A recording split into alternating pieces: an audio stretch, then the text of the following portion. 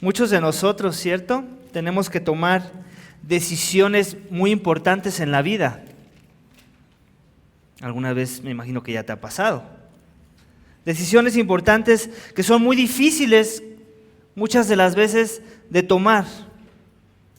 Y cabe resaltar que cuando hemos decidido seguir a Cristo, no solo tenemos que tomar decisiones importantes, sino que todas esas decisiones importantes que tomemos deben estar buscando ser alineadas a la voluntad de Dios.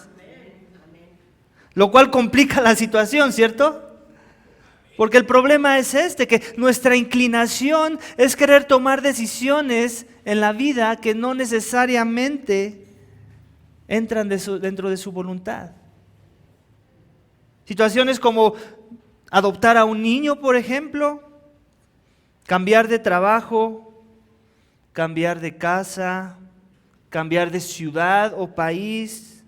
Decisiones como a qué universidad me voy a registrar para continuar mis estudios, compro una casa o no, compro un carro o no, comienzo este negocio o no, me caso o no, me voy de misiones o no. Son decisiones complicadas y difíciles, pero importantes con las que nos encontramos en nuestro día a día. Muchos de nosotros hacemos este proceso de toma de decisiones más complicado de lo que en realidad es. Dios en su palabra nos da una guía para tomar decisiones importantes de vida. En ella encontramos la voluntad de Dios para nuestras diversas decisiones que tenemos que tomar en esta vida. En su palabra, en este libro que tengo aquí en mis manos, en estas páginas. Ayer hablaba con los hombres, estábamos escudriñando el Padre Nuestro y yo les decía precisamente eso, que venimos con esta concepción del mundo de decir, no, es que Dios, es que no tenemos una guía para ser padre, lo cual es una mentira. Sí tenemos una guía para ser padre. La Biblia misma es la historia de la redención y la interacción entre un hijo y un padre. Que si lo que estamos buscando son pasos detallados a seguir de cómo debo de tomar esta decisión, sí, entonces sí no tenemos una guía. Pero la Biblia no es esa guía detallada, es una guía con el principio general y la sabiduría que hay que aplicar en esas cuestiones donde se necesita detalle. La sabiduría debe estar por encima del detalle, y cuando esa sabiduría está por encima del detalle, entonces las decisiones que yo he de tomar van a estar alineadas a la voluntad de Dios cuando he implementado su sabiduría. El título de mi sermón esta mañana es este: la palabra de Dios es mi guía para discernir la voluntad de Dios. La semana pasada vimos cómo es que Lucas narra a Teófilo cómo es que Jesús ascendió a los cielos. Ahora ellos necesitaban saber cuál era la voluntad de Dios para discernir lo que ellos tenían que hacer, de lo que se tenían que ocupar mientras Él se había ido. Cómo es que el apostolado de aquel que en algún momento formó parte del ministerio de Jesús tenía que ser reemplazado. Y para discernir eso, la oración en unanimidad, como vimos la semana pasada y como terminamos nuestro sermón, era un buen comienzo, ¿cierto? Pero no era suficiente. La oración siempre va a ser un buen comienzo en la toma de decisiones, sí, pero no lo es todo, iglesia. Y a veces ahí es donde nos quedamos estancados y nos creemos muy espirituales porque ya lo oré. Pero la oración no lo es todo. Y vamos a ver cómo los apóstoles entienden muy bien esto. Vamos a leer nuevamente versículos 15 al 22 para que nos ayuden a entender el rol fundamental de la palabra de Dios en la toma de decisiones, para que nos va a enseñar en este contexto cómo es que los apóstoles llegaron a la conclusión del reemplazo de uno de los apóstoles. Decisión tan importante, por cierto, muy importante. Ahorita vamos a ver por qué. Así que pongan nuevamente ojos en sus Biblias, Hechos capítulo 1, versículos 15 al 22. Por aquel tiempo Pedro se puso de pie en medio de los hermanos. Un grupo como de 120 personas estaba reunido allí. Y dijo: hermanos, tenía que cumplirse la escritura en que por boca de David el Espíritu Santo predijo acerca de Judas, el que se hizo guía de los que aprendieron a Jesús. Porque era contado entre nosotros y recibió parte en este ministerio. Este pues, con el precio de su infamia, adquirió un terreno y cayendo de cabeza se reventó por el medio y todas sus entrañas se derramaron. Y esto llegó al conocimiento de todos los que habitaban en Jerusalén, de manera que aquel terreno se llamó en su propia lengua Acéldama, es decir, campo de sangre. Pues el libro de los Salmos está escrito: que sea hecha desierta su morada y no haya quien habite en ella, y que otro tome su cargo. Por tanto, es necesario que de los hombres que han acompañado todo el tiempo que el Señor Jesús vivió entre nosotros, comenzando desde el bautismo de Juan hasta el día en que de nosotros fue recibido arriba, uno sea constituido testigo con nosotros de su resurrección.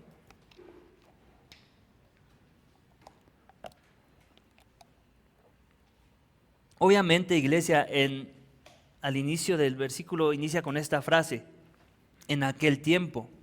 Y obviamente en aquel tiempo del que está hablando es el mismo tiempo, aquel tiempo en el que ellos comenzaron en continua devoción en la oración. O sea que no es que pasó mucho tiempo, sin embargo sí pasó un tiempo. La Biblia no nos da el tiempo exacto, pero podemos descifrar que se refiere a ese mismo tiempo en el que su devoción en la oración era ferviente, era fuerte. En aquel tiempo, dice versículo 15, es el mismo tiempo en que los seguidores de Jesús regresaron a Jerusalén y se dedicaron unánimes en continua oración. De todas, iglesia, de todas las multitudes que leemos en los evangelios que seguían a Jesús, uno esperaría que esas reuniones de oración de las que está hablando aquí el pasaje en Hechos fuera de multitudes, ¿cierto?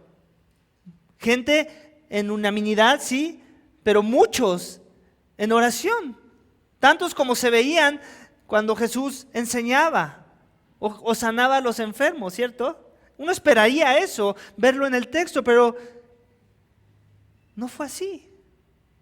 Todos los que Jesús ayudó, sanó, alimentó, incluso sacó demonios, por un periodo de 3 años, por cierto, no eran guerreros en la oración. ¿Dónde están todos los guerreros de oración? Lucas en su segunda película, iglesia, nos deja ver que no debemos de soñar tan alto como uno esperaría soñar después de ver cuántas masas atrajo Jesús. Gente que no podía entrar ni a la casa porque estaba abarrotado el lugar. Él nos da cifras más realistas, Lucas. Le da cifras a Teófilo y a nosotros, teofilitos, de la realidad de las cosas cuando se trata de la oración. 120, no más, no menos. 120. Lo que deja ver la realidad de lo que aún pasa y sigue pasando en nuestros días dentro de las iglesias. Pero al mismo tiempo nos debería de animar. No es un desánimo, es una palabra de ánimo, iglesia.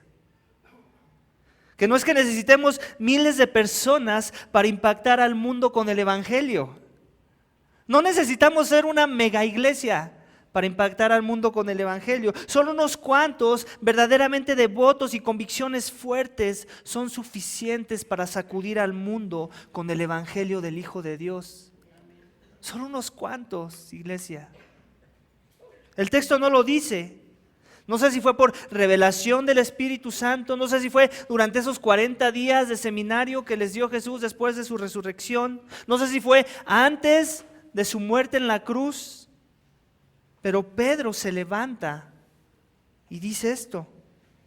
Él tiene esa necesidad de tomar el liderazgo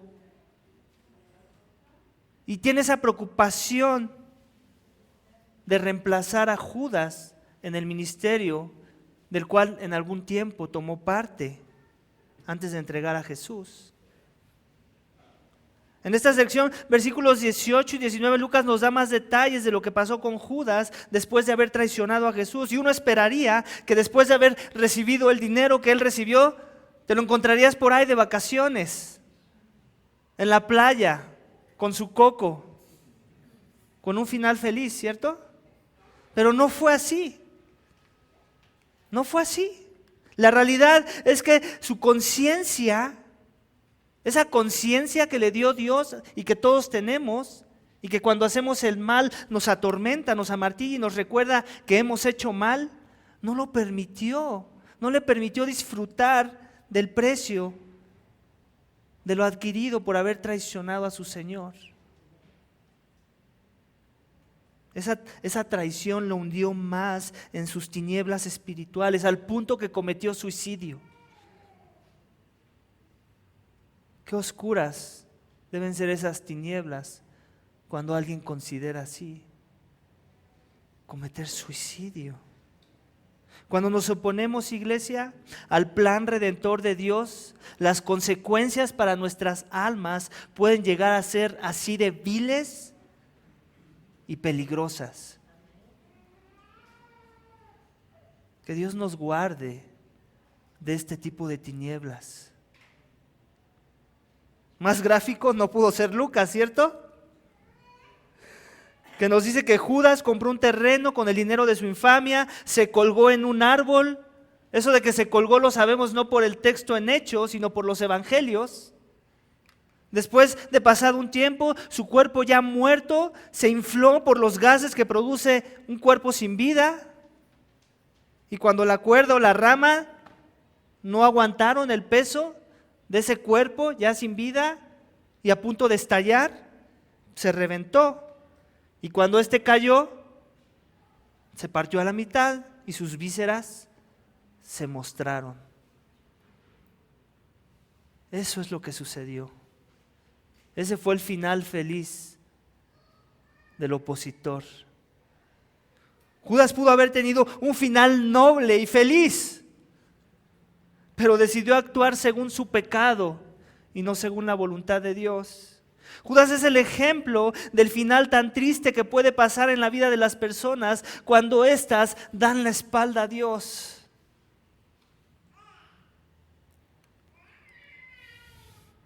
Antes de ahondar cómo es que Pedro resolvió el problema del reemplazo de Judas, me gustaría explicar lo siguiente.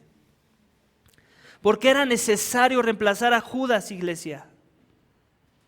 ¿Por qué era necesario? Bueno, pues detrás de esto hay un simbolismo. Recordamos que Dios llamó a una nación.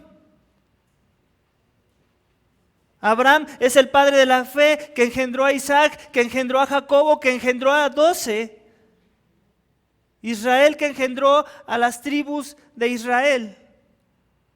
El pueblo escogido de Dios, el cual se suponía tenía que ser bendición para las naciones, el cual se suponía había recibido una revelación específica de Dios para que ellos pudieran comportarse según la voluntad de Dios y el resultado de eso pudiera ser bendecir a otros y mostrarles cómo es que tenían que interactuar con Dios a las naciones paganas. Esa era su función de Israel, de las 12 tribus.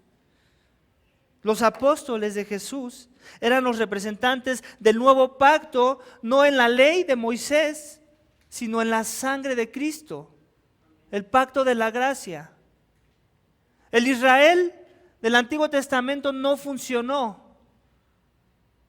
Dios vino a instalar un nuevo pacto con un nuevo Israel.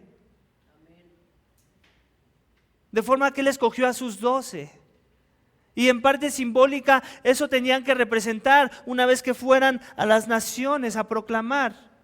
Tenía que empezar con esos 12 que de forma simbólica iban a sustituir y a reemplazar al Israel que nunca funcionó.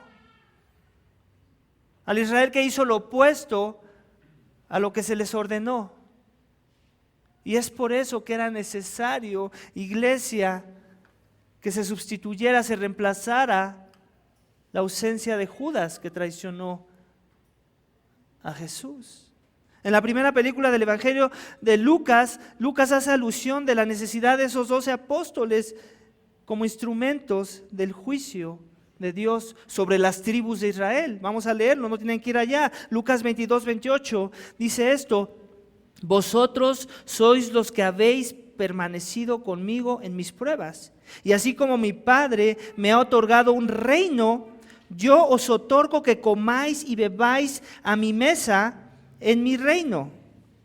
Y os sentéis en tronos juzgando a las 12 tribus de Israel.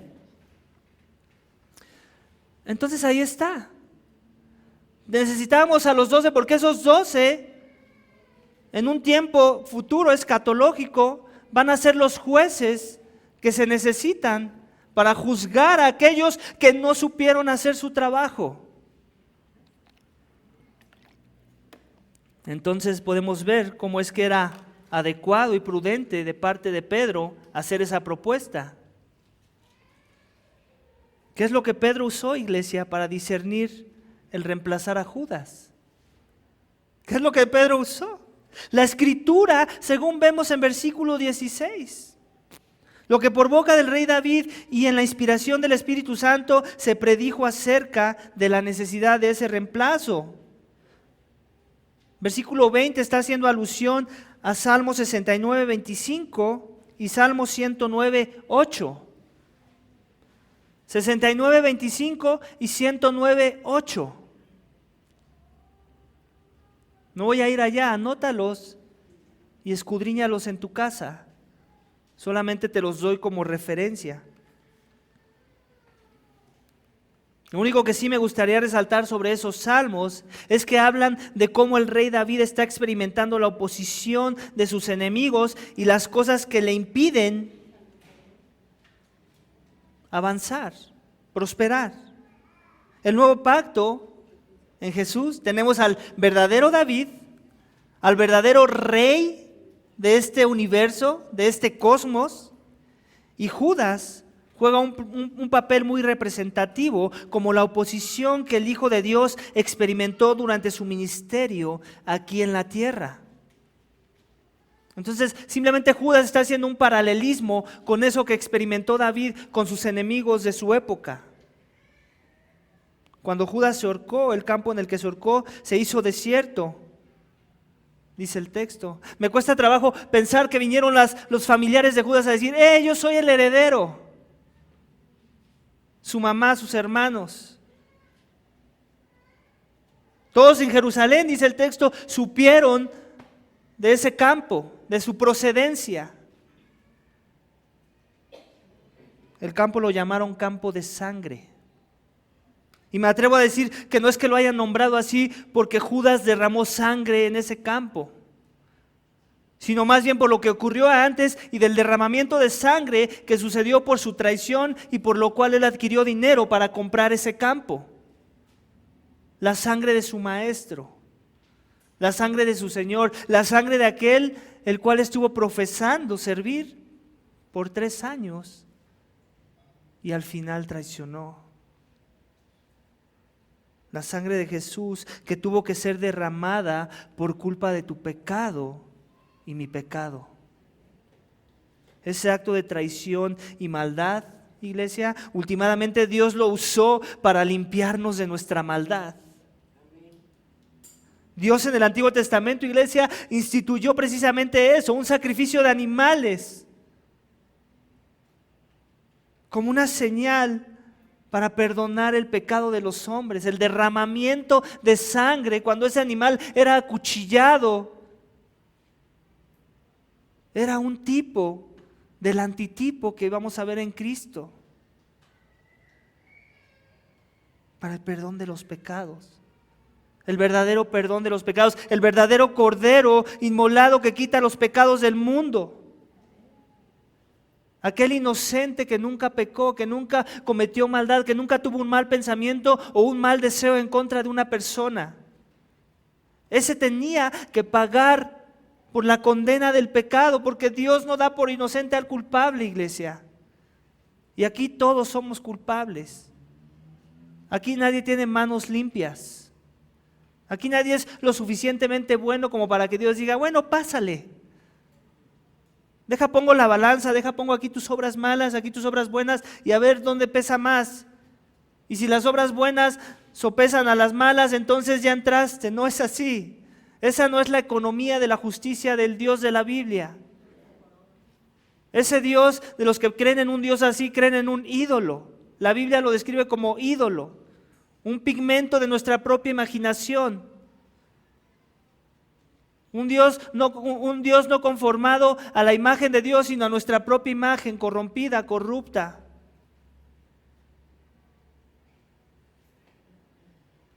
Cristo, su sacrificio en la cruz, el derramamiento de sangre, la condena del pecado cayendo sobre el Cordero, el Hijo de Dios, el perfecto, para que nosotros pudiéramos escapar el castigo por nuestro pecado. Ese es el Evangelio, si no lo habías escuchado. Que Dios tiene un sistema de salvación. Él propuso los términos, no tú. Y los términos son que se necesita un derramamiento de sangre para que no se derrame tu sangre que demanda la ley de Dios. Ese es el Evangelio en el cual has creído si eres cristiano. Esa es la fe a la que te necesitas aferrar si estás en busca de la salvación.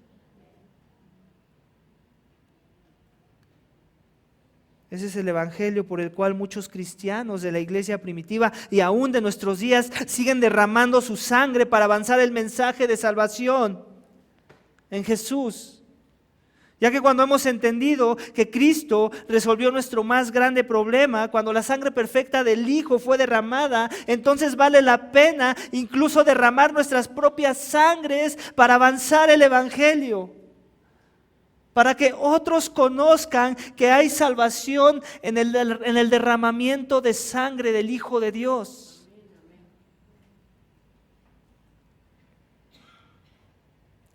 ¿Cuándo tiene sentido mi necesidad de este sacrificio y de este derramamiento de sangre?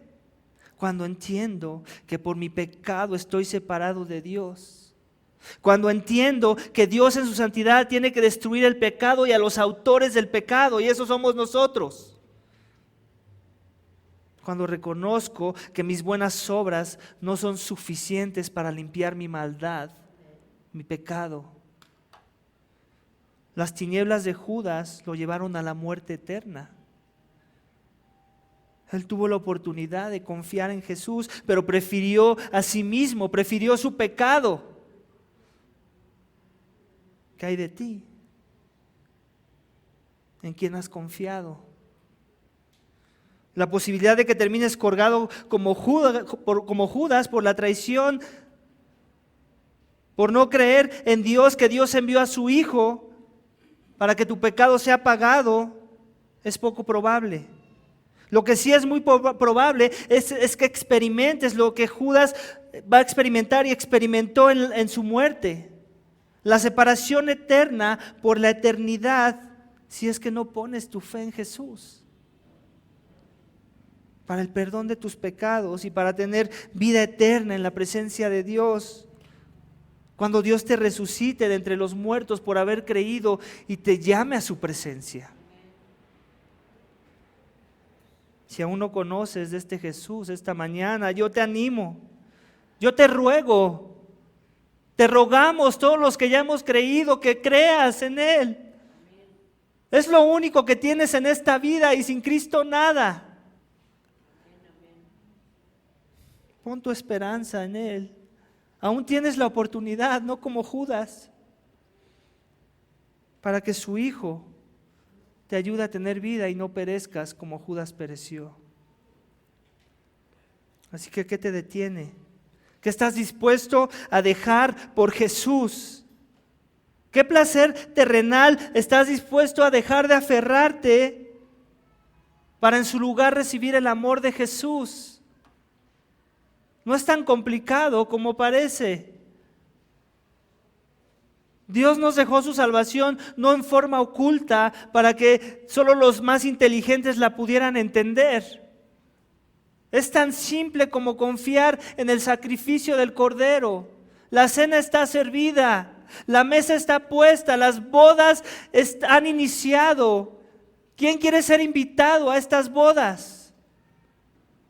¿Qué excusa vas a poner para rechazar la invitación? No seas como Judas, un hijo de perdición. Sé mejor un hijo de misericordia que se aferra a la cruz de Jesús. Amén. Vemos entonces, iglesia, cómo Pedro usa las Escrituras para resolver la necesidad de reemplazar a Judas y discernir así la voluntad de Dios. Las Escrituras. Jesús se fue, pero la restauración del reino apenas comienza. Él es la piedra angular. Él puso la base para que el edificio creciera con medidas correctas, con medidas perfectas. Él es la base. Pero sobre esa piedra angular hay que edificar una casa. Y es ahí donde entramos nosotros. Pedro y el grupo de los 120, que en ese entonces era la iglesia, la única iglesia del nuevo pacto, tenían muy en alto la convicción de que las Escrituras iban a ser el medio para determinar la voluntad de Dios en las decisiones importantes de vida, como la de reemplazar a uno de los 12. La palabra de Dios se cumple para avanzar el plan redentor, como dice el primer punto de mi sermón. La palabra de Dios se cumple para avanzar el plan redentor. La restauración del reino comienza con los 12 apóstoles, quienes iban a ser testigos para continuar el plan de redención del mundo y bendecir así las naciones de la forma que el Israel antiguo nunca lo pudo hacer. Es importante mencionar, iglesia, que lo que vemos en este texto es la voluntad revelada de Dios por medio de su palabra, la cual obtuvieron por lo que profetizó David en los Salmos. Dios se los reveló en su palabra. Obviamente les dio el discernimiento para saber cuáles eran los textos que aplicaban en su contexto, para encontrar la necesidad de que Judas tenía que ser reemplazado. Así que es muy importante, iglesia, que siempre que leamos las Escrituras, que todo lo que queramos interpretar de las Escrituras sea a través de los lentes de los apóstoles, de los 12. No de los charlatanes allá afuera que se dicen apóstoles, y que si lo que ellos quieren decir cuando se autonombran apóstoles es lo que significa la palabra, el que es enviado, entonces está bien. Y en ese sentido tú y yo somos apóstoles, somos enviados. Pero hay una forma muy única en la que solo los 12 eran apóstoles, y lo vamos a ver más adelante. Sin embargo, hay una voluntad escondida. Ya hablamos de la voluntad revelada, ¿cierto? Está en los Salmos. La voluntad escondida, la cual ellos necesitaban aún descifrar para hacer ese reemplazo. Esa voluntad escondida tenía un perfil, y lo vemos en versículos 21 y 22. Nos deja ver ese perfil. Lo que era claro para Pedro y los demás apóstoles era que la guianza de la palabra de Dios era la necesidad que ellos tenían para instalar al 12avo, para que se pudiera cumplir la Escritura. Lo que era incierto es quién sería el número 12. ¿Quién llevaría atrás escrito en su camiseta el 12? Eso era lo que no tenían claro.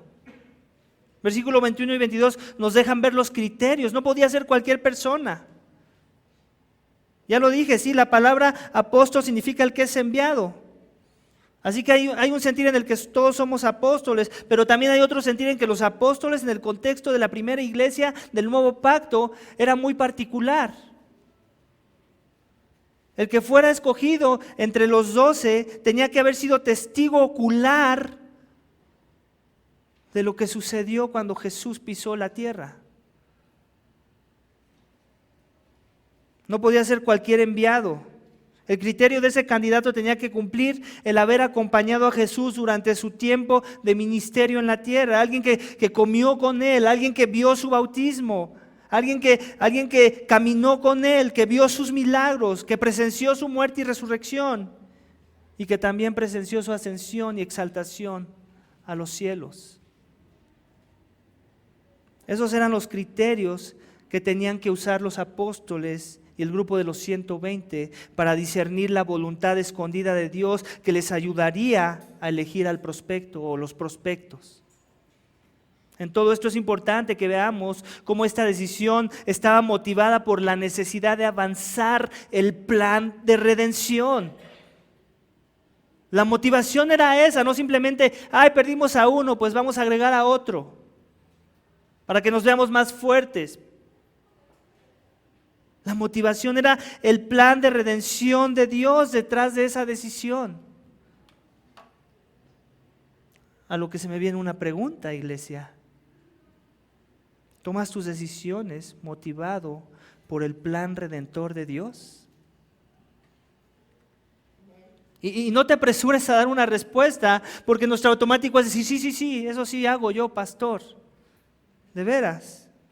Muchas de las veces, tristemente, y lo digo también por mí, la realidad de las cosas es otra. Muchas de las veces nos cuesta trabajo discernir si esa decisión que estoy tomando, importante en mi vida, está motivada por el plan de redención de Dios. ¿Cómo puedo saber, iglesias, si la voluntad de Dios está en contra o a favor de mi decisión importante de vida? ¿Cómo puedo saber? Es muy fácil.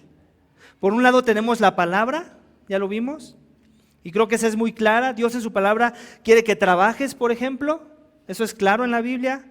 Quiere que te cases, quiere que no te cases si tienes el don de no casarte. Quiere que prosperes para bendecir a una familia y a otros en necesidad. Quiere que ayudes a la viuda, quiere que ayudes al huérfano, eso es claro. Esa es su voluntad revelada de Dios. Tan claro como el agua, tan claro como reemplazar a Judas. Pero la palabra de Dios no me dice con quién casarme, ¿cierto? O dónde trabajar, o dónde radicar, o cuántos hijos tener, o dónde estudiar, o a qué huérfano o a qué viuda en particular yo tengo que ayudar. De todos los huérfanos y de todas las viudas que hay en el mundo. Lo que nos va a ayudar a determinar esas cosas con más detalle es identificar las ramificaciones inmediatas a favor del Evangelio. Ejemplos. Me tengo que cambiar de casa. ¿Cómo esa decisión importante en mi vida va a ayudar a que el Evangelio avance o no? Y aporte así al plan redentor de Dios. Me tengo que mudar a otra ciudad. ¿Cómo esta decisión va a avanzar el Evangelio o no para aportar al plan redentor de Dios? Lo mismo con mi trabajo. ¿Tienes decisiones importantes en tu vida? ¿Cuáles son las ramificaciones inmediatas, no a largo plazo? No te engañes. No, es que me voy a ir allá a tal ciudad porque voy a estar orando para que Dios haga la obra porque allá se necesita mucho del Evangelio. Suena muy bonito y muy espiritual, pero ¿por qué no mejor piensas en que en el lugar a donde vayas puedas estar conectado con una iglesia? Porque si no te vas a enfriar. ¿Y por qué no te aseguras de que al lugar a donde vas hay una iglesia sana y no estés con la esperanza de que encuentres una iglesia sana antes de irte? ¿Se dan cuenta de la perspectiva? La motivación detrás son esas ramificaciones inmediatas a favor del Evangelio. ¿Te vas a casar? ¿Cómo la persona con la que te casarás va a ayudarte a amar más a Jesús para que sirvas en tu iglesia local y de esa forma trabajes para avanzar el reino? ¿Vas a cambiar de trabajo? ¿Cómo esa decisión te va a llevar a pasar más tiempo en devoción con la iglesia local, para trabajar juntos, para que seamos juntos de impacto en la restauración del reino de Jesús? Me voy a radicar a otro lugar, lo mismo. ¿Cómo eso va a avanzar el reino? ¿Cuáles son, iglesia, esas ramificaciones a favor del Evangelio de esa decisión que has estado entreteniendo en tu mente? Que no puse en mis ejemplos, pero que tú sí sabes cuál es. ¿Cuáles son? Si las hay. Y si no las hay, ¿por qué sigues entreteniendo esa idea en tu mente? ¿Qué te hace pensar que las cosas van a cambiar como por un milagro? Dios nos dio la sabiduría de su palabra, ese es el milagro. No esperes por otro milagro. Sí, que a pesar de que a veces no usamos esto como un criterio para tomar decisiones, Dios muchas de las veces en su gracia y misericordia arregla las situaciones en la vida de algunos, no en la mayoría. No tomemos eso como el estándar para definir que entonces está bien que yo actúe de forma negligente y no alineada a la palabra de Dios. Amén. Nos gusta la predicación centrada en el Evangelio, ¿cierto? ¿A quién no le gusta la predicación centrada en el Evangelio? A todos nos gusta, creo que por eso estamos aquí. Pero se nos olvida, iglesia, que la correcta aplicación de una predicación centrada en el Evangelio es que yo tome decisiones importantes de vida centradas en avanzar ese Evangelio que tanto me gusta. Si no estoy siendo como los fariseos, iglesia, estoy siendo un hipócrita. Amén. Versículos 23 al 25.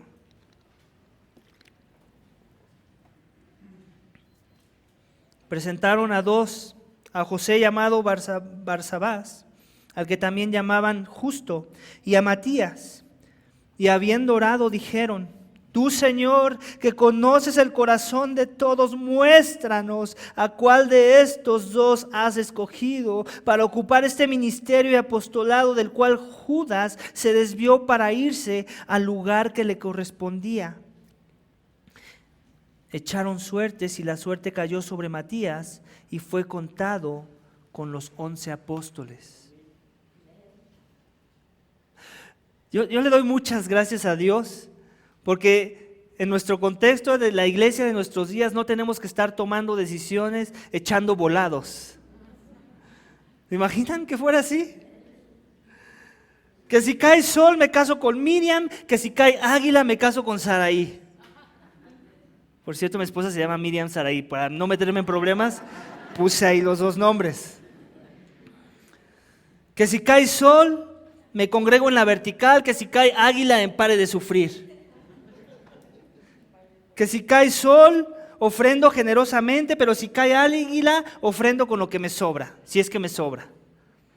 Que si cae sol, no tengo hijos, que si cae águila, tengo 10 hijos. No tendría sentido, ¿cierto? Viviríamos una vida llena de frustraciones, ¿cierto? Esta sección que acabamos de leer se trata de la soberanía de Dios y de la responsabilidad del hombre. Los apóstoles entienden la necesidad de escoger a un apóstol para unirse a los 12. Pero una vez que entienden eso por las Escrituras, se dan a la tarea de buscar a los candidatos, los cuales encontraron según el perfil propuesto por Pedro. De esa evaluación obtuvieron a 2, a José y a Matías. La iglesia local, tenemos que poner atención en esto porque lo vamos a encontrar de aquí en adelante en Hechos. La iglesia local fue proactiva en esa selección. No es que ellos dijeron, vámonos todos a dormir y a ver mañana quién en su sueño Dios le reveló los nombres de los candidatos o del candidato. No fue así. Ellos hicieron un escaneo basado en criterios que tenían que usar para escoger a los candidatos, a los prospectos. Acto seguido pidieron a Dios en oración para que les revelara cuál de esos 2 candidatos sería, ya que ellos eran muy conscientes de que solo Dios era perfecto. Solo al final Dios sabía la persona indicada que no iba a terminar siendo otro Judas. Nosotros podemos discernir ciertas cuestiones de la vida de los demás, por sus frutos los conoceréis. Pero al final del día podemos errar, ¿cierto? Bueno, Dios nunca va a errar y ellos están conscientes de eso y por eso recurren al artefacto de la adivinación, para lo cual echaron suertes, lo cual cayó sobre Matías. Y es importante resaltar que aunque Dios en su soberanía tuvo la última palabra, nunca desechó el discernimiento de la iglesia local. ¿Se dan cuenta? Fueron colaboradores con Dios en ese proceso. Las suertes que echaron en nuestro contexto sería algo así como echar un volado, la práctica a la cual ellos estaban muy acostumbrados en su contexto judío. Ellos lo hacían con piedras, pero nosotros lo hacemos con una moneda. Y aunque el texto se trata de la soberanía de Dios en esa elección, quiero aclarar, de eso se trata el texto, me gustaría resaltar lo que dice el último punto de mi sermón, que la palabra de Dios es aplicada con la iglesia y con oración. La palabra de Dios es aplicada con la iglesia y con oración. La palabra nunca está separada de su iglesia, a la cual la palabra misma dio vida. Muchas de las veces cometemos ese error, ¿cierto? Tomamos decisiones sin consultar el consejo de la iglesia de Dios. Y me atrevo a decir que esa fue la primera y la última vez que la iglesia primitiva usó las suertes para la toma de decisiones de reino. Porque después, y lo vamos a ver en el siguiente capítulo, pasó algo que les iba a ser enviado, que había sido prometido, por el cual se habían ido a Jerusalén, por el cual habían puestos en devoción, en la oración, que ahora les iba a dar el discernimiento en esas decisiones. Nunca vemos en el libro de los Hechos una toma de decisión futura que haya tenido que haberse hecho por medio de las suertes. Era más bien la oración y la afirmación de la iglesia local, guiada por el Espíritu, lo que determinaba las decisiones importantes de las vidas de sus miembros. Miembros que tenían muy en claro la necesidad de discernir la voluntad de Dios por medio de la palabra de Dios, la cual era aplicada en sus vidas con la ayuda de la iglesia local y la oración. Así es que, ahora que sabemos eso, ¿cómo andamos nosotros, iglesia, con respecto a esta práctica dentro de nuestra iglesia o aún en la iglesia de nuestros días? ¿Te la pasas echando volados en la toma de decisiones o buscas consejo en la iglesia de Dios y en la oración? ¿Qué rol juega la oración en tus decisiones de vida? Es una pregunta que tienes bajo ese punto.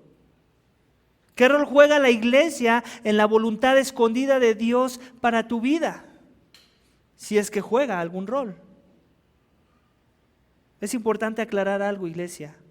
La oración hecha con una mente centrada en el reino, una mente centrada en el evangelio para avanzar el plan redentor de Dios, siempre nos va a llevar a consultar a la iglesia buscando la aprobación o la desaprobación de mis planes importantes de vida. Siempre. Si tu oración no te llevó a eso, déjame y te traigo las malas noticias, seguramente oraste mal. Oraste para tus propios placeres y por eso Dios no respondió. Por eso Dios no te empujó a tu iglesia para discernir si tu decisión es la más sabia y la más alineada a avanzar el plan redentor. La voluntad escondida de Dios en mis decisiones importantes de vida no se discierne con volado, sino con la iglesia de Dios y la oración. A menudo escucho a cristianos, tanto miembros como no miembros, decir cosas como estas. Estoy orando para ver si Dios quiere que me vaya a vivir a tal lugar. Estoy orando para ver si Dios quiere que renuncie o no a tal trabajo. Estoy orando para ver si Dios quiere que me vaya de misiones a algún lugar. Estoy orando para ver si Dios quiere que comience a salir con tal persona. Pero nunca en la toma de esas decisiones hacen partícipes a la iglesia local. Y quiero pensar que en el mejor de los casos muchas de las veces es por ignorancia.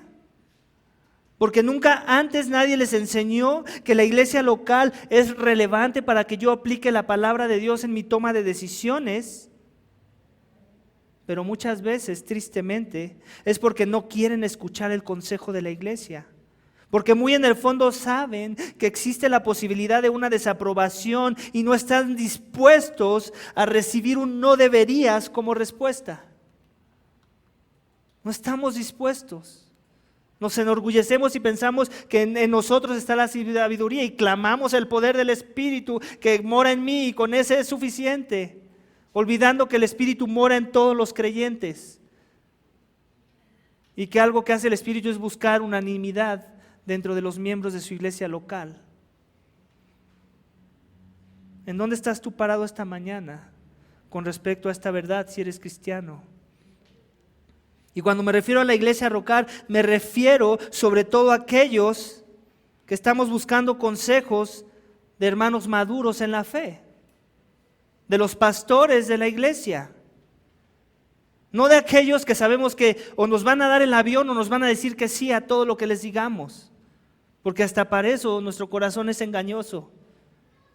Les decimos a los que sabemos que ni les importa su propio caminar con Cristo, ni mucho menos el nuestro. Dios ha confiado aspectos de su soberanía, iglesia, a la iglesia local. Sí, nosotros no somos los soberanos, eso está muy claro, no estamos clamando eso. Pero sí ha confiado aspectos de su soberanía a nosotros, aquellos de los cuales han sido depósitos del Espíritu Santo, que es Dios. Para que la iglesia, aconseje y nos ayude a discernir la toma de decisiones de vida, para que éstas estén alineadas a la voluntad de Dios, para que el resultado sea avanzar el plan redentor de Dios y la restauración del reino de Jesús. Amén. Conforme avancemos, iglesia, en el libro de Hechos, se van a dar cuenta que esto es así. Vamos a ver muchos ejemplos, sobre todo cuando se trata de misiones, de enviar misioneros, de poner gentes en posiciones importantes de liderazgo, que es la iglesia local en oración, la que Dios va a usar como su instrumento para revelar su voluntad, no las suertes ni los volados. Amén.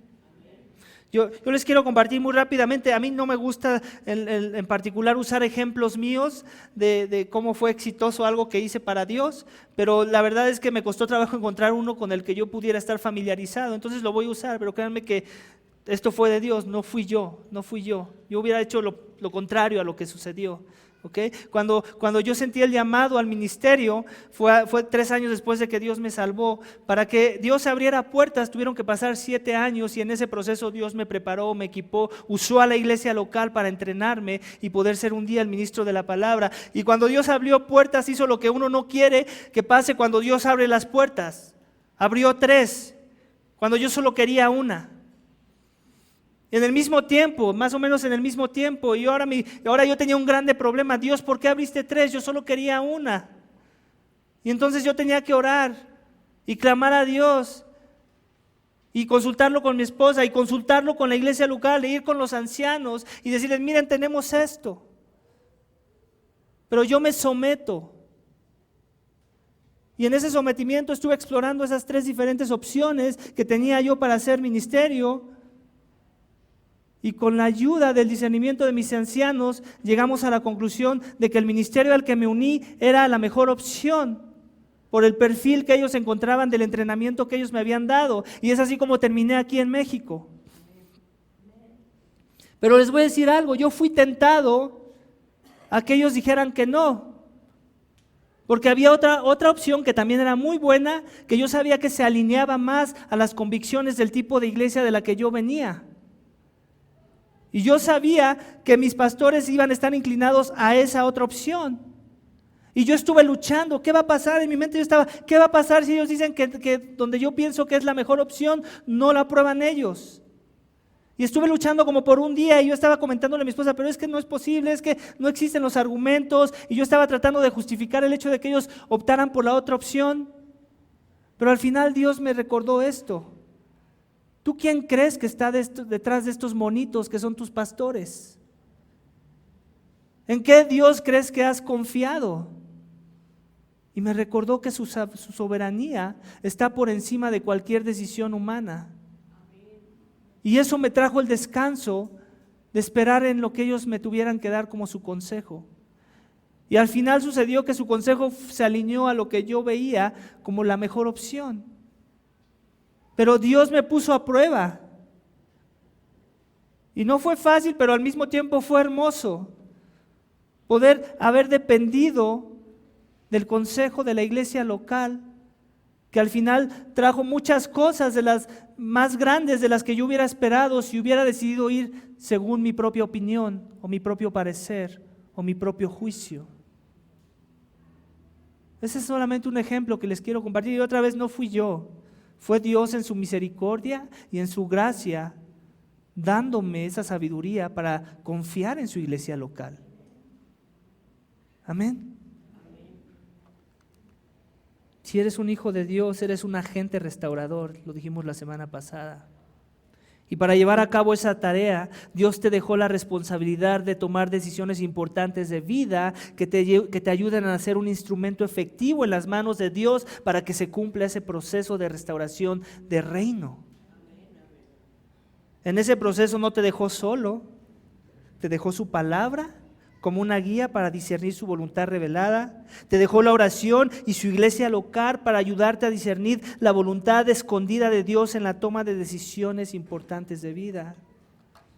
Y te dejó también su Espíritu que mora en ti y en los demás creyentes y que nos va a ayudar a tener unanimidad en las decisiones que tomamos juntos para avanzar el reino de Dios. Las decisiones de vida para el cristiano no son complicadas, iglesia. No son complicadas, nosotros nos las hacemos complicadas. Ya que muchas de las veces nuestro orgullo o nuestra ignorancia se interpone en el camino para no confiar en los medios de gracia que Dios nos dejó para guiarnos a tomar esa decisión. Sus medios de gracia que son su palabra, su espíritu, su iglesia en oración. Así que vamos a orar. Esta mañana, iglesia, vamos a orar para que Dios nos dé la gracia de no desechar esta enseñanza que es muy importante. Queremos ser una iglesia que es luz en esta ciudad. Esta enseñanza es muy importante. Nuestra eclesiología tiene que estar firme, iglesia. Dios nos va a santificar en comunidad. Dios nos va a usar en comunidad, nunca como un llanero solitario, ¿entiende eso? Yo te reto a que me muestres un pasaje del libro de los Hechos donde Dios usó a llaneros solitarios. Siempre las decisiones vinieron detrás de una iglesia local, fundamentada en la roca, en el Evangelio. Así que Dios nos dé este estilo de vida para adoptar, para así poder discernir la voluntad de Dios en nuestras vidas, guiados por su palabra y todas las cosas de las que ya hablamos. Amén. Vamos a orar. Padre, te damos gracias. Gracias por tu palabra, que es perfecta y que nos edifica hoy, que nos trae consuelo, aliento, que nos trae convicción también de las cosas que hemos hecho mal. Señor, perdónanos porque muchas de las veces somos presunciosos y queremos pensar que sabemos más que tu palabra revelada, escrita en tus 66 libros de la Biblia, Señor, y creemos más que todos los hermanos que nos rodean, que están buscando tu rostro, Señor. Perdónanos, Padre. Ilumina nuestras mentes, Señor, ayúdanos a confiar en tu iglesia local, a recordar que tu iglesia es el cuerpo de aquel que es la cabeza y que es por lo que tú diste tu vida, por lo que derramaste sangre, lo más valioso y preciado, lo cual ibas a usar para revertir la maldición, para traer bendición a las naciones y aún a tus propios hijos. Señor, danos una exaltación más grande de lo que es tu iglesia local, que hoy en nuestros días la hemos metido bajo la carpeta, bajo la alfombra, que la desechamos como si fuera un trapo sucio y en nuestro orgullo creemos que sabemos más. Ayúdanos, Señor, a depender de ti, dependiendo de tu iglesia local, y a no juzgar a la ligera, a tener temor de juzgar a los tuyos y a vivir vidas santas que buscan tu voluntad en los medios de gracia que tú nos has dejado y que hemos visto esta mañana. Te lo pedimos, Padre, y te damos gracias en el nombre de tu santísimo y victorioso Hijo Jesús. Amén.